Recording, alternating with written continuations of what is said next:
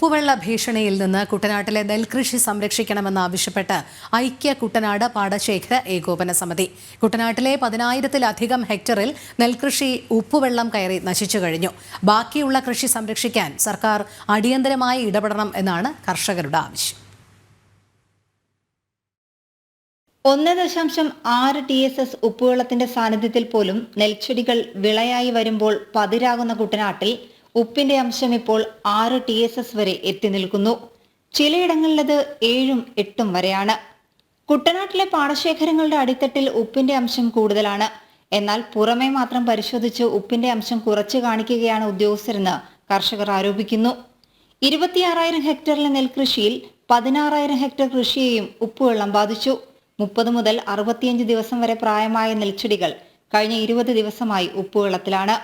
ഏക്കറിന് 25,000 മുതൽ 30,000 രൂപ വരെ കർഷകർ മുടക്കിക്കഴിഞ്ഞു. നെല്ലിന് ഇപ്പോഴത്തെ അവസ്ഥ എന്ന് പറഞ്ഞാൽ ഈ അവസ്ഥയിൽ മുന്നോട്ട് പോയാൽ നെല്ല് കതിര് വരുമ്പോൾ മുഴുവൻ മഞ്ചായി പോകും. അത് എടുക്കാനും ആരും ഉണ്ടാവുകയില്ല. അങ്ങനെ കൃഷിക്കാരൻ കൃഷി ചെയ്തിട്ട് എന്താ നേട്ടം? മുടക്കാനുള്ളതിൻ്റെ പകുതിയിലേറെ ഇപ്പോൾ മുടക്കി കഴിഞ്ഞു.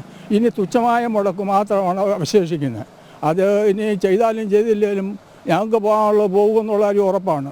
ഉപ്പുവെള്ള ഭീഷണിയിൽ നിന്ന് കൃഷി സംരക്ഷിക്കണമെന്നാവശ്യപ്പെട്ട് ഐക്യ കേരള പാടശേഖര ഏകോപന സമിതിയുടെ നേതൃത്വത്തിൽ കളക്ടറേറ്റിലേക്ക് മാർച്ച് നടത്തി.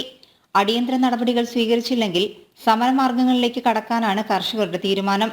141 പാടശേഖരങ്ങളിലെയും കൃഷി ഉപേക്ഷിക്കും. അടിയന്തരമായിട്ടുള്ള ഫസ്റ്റ് എയ്ഡ് നടപടികൾ സർക്കാർ സ്വീകരിച്ചില്ല എങ്കിൽ നമ്മൾ ആലപ്പുഴ കളക്ടറേറ്റ് വളയും.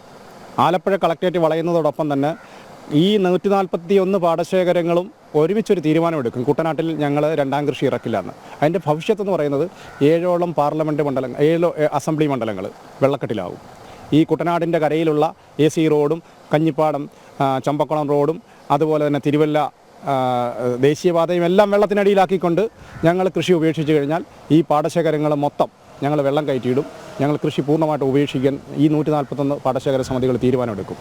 കേന്ദ്ര സംസ്ഥാന ഫണ്ടുകൾ ഉപയോഗിച്ച് സ്ഥിരമായ ഷട്ടർ സംവിധാനങ്ങൾ ഏർപ്പെടുത്തി കുട്ടനാട്ടിലെ നെൽകൃഷി സംരക്ഷിക്കണമെന്നതാണ് കർഷകരുടെ ആവശ്യം.